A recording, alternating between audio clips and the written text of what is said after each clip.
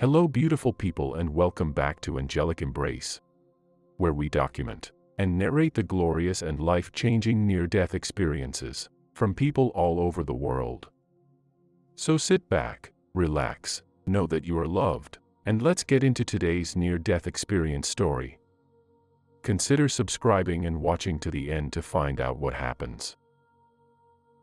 I was going in for a procedure. A breast biopsy was necessary because of the lumps. I had just turned 18 years old when I found out that I was expecting my first kid. Because I had only had local anesthetic, I was fully cognizant during the procedure and aware of everything that was going on around me. This was going to be a straightforward outpatient procedure, which meant that I would be able to return home following the procedure. It seemed as though the local anesthetic wasn't quite functioning the way that it should have, since I could feel the doctor cutting into me and taking the lumps out of me. Because the doctor inquired as to whether or not I could feel him operating on me, and I responded in the affirmative to his question, he was aware of the pain that I was experiencing. Because he took no action to address the issue, I can only assume that he didn't think that I could sense it.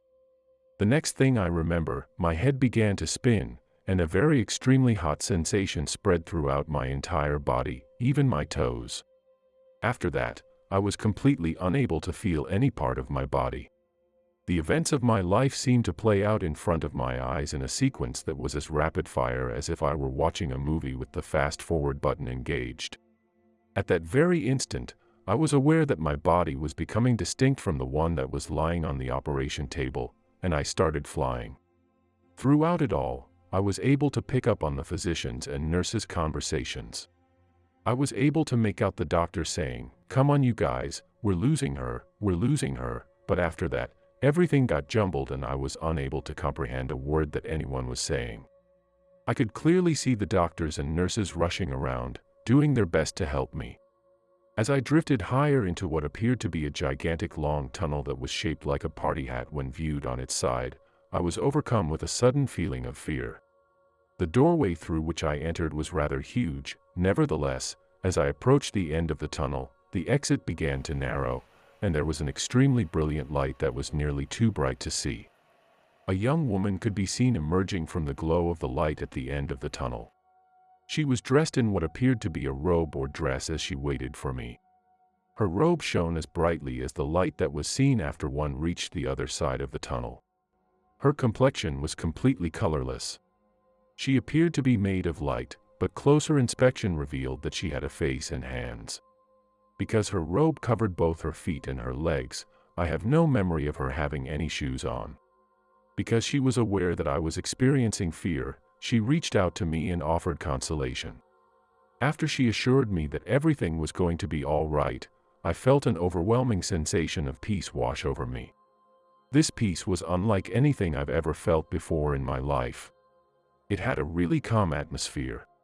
She advised me not to worry about what was behind me as I kept turning around to take a peek into the operation room, but I couldn't help myself. She told me to keep going since the place she was sending me to had far greater things in store for me than the place I was at. I concurred and continued making my way toward the light at the end of the passage. I had absolutely no perception of sound at all. There was not a single word that was spoken. Because she was able to read my mind and I was able to read hers, neither one of us needed to speak to understand what the other was saying.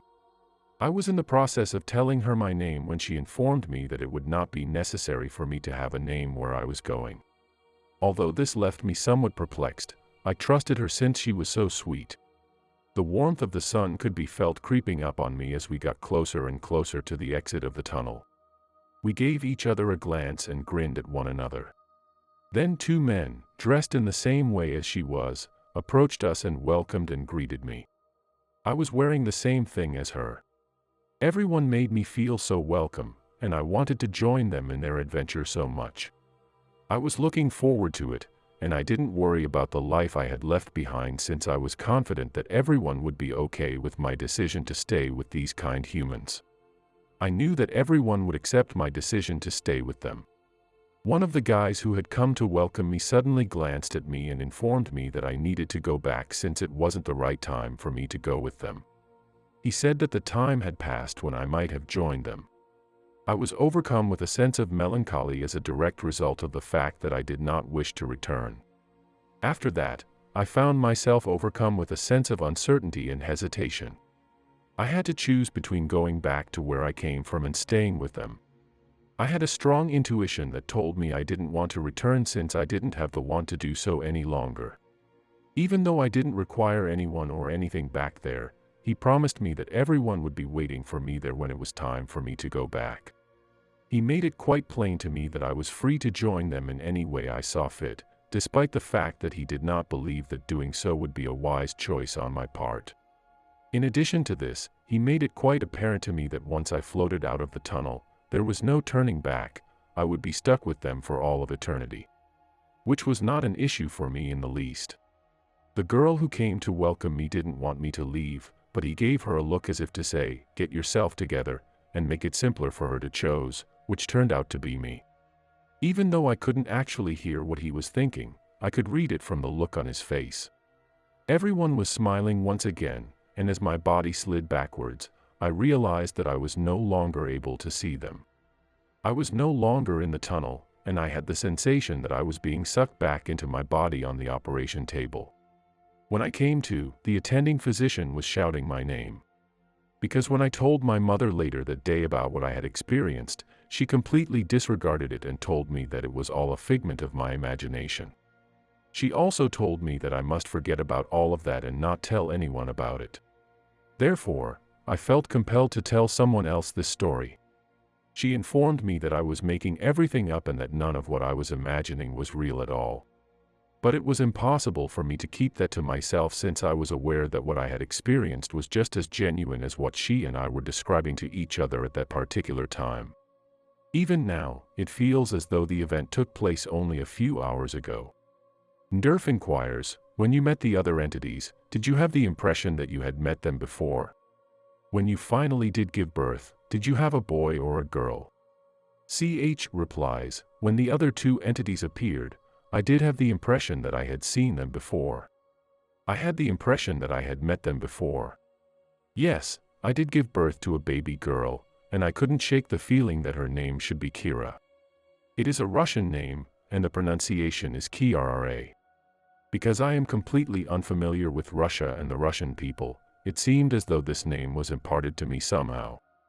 I don't know if I want to call it psychic because I don't consider myself to be a psychic, but I've seen things revealed to me before they happened, and I've experienced it time and time again. I've also had some, I don't know if I want to call it psychic because I don't consider myself to be a psychic. Déjà vu. Locations and happenings that were simply too recognizable. There are directions in my life that I should go that have been shown to me as well, but, due of the views that my mother has, I have always ignored these things until fairly recently. It has also been made clear to me who I will interact with in the future. The most bizarre aspect of the whole situation is that it does not strike me as weird or make me feel uneasy. When images come to me, everything seems perfectly ordinary. Do you have any idea what the significance of all of this is? What was the reason for this happening to me? I truly appreciate you taking the time to consider this. Next up in today's video is another NDE, so let's get right into it. I was in the 16th year of my life. I remember making my way to the car, but I can't for the life of me recollect getting inside. The accident took place as we were traveling and we were approximately 10 minutes away from our destination when it happened. Suddenly, there was white light, music, and a rushing, wind-like sensation. This happened much more rapidly than I would have imagined from reading the tales of other people who had been in tunnels, but that does describe what I experienced.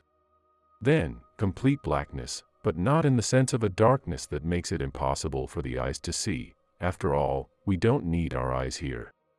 The void, of potential, absence of constraint, or perfect completeness, is what we mean when we talk about darkness, since in this state there is no requirement to perceive anything.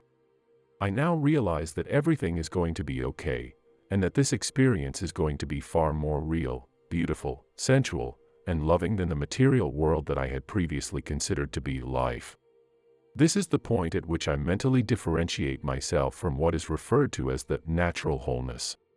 I am aware that it is irrelevant whether or not I return to my body.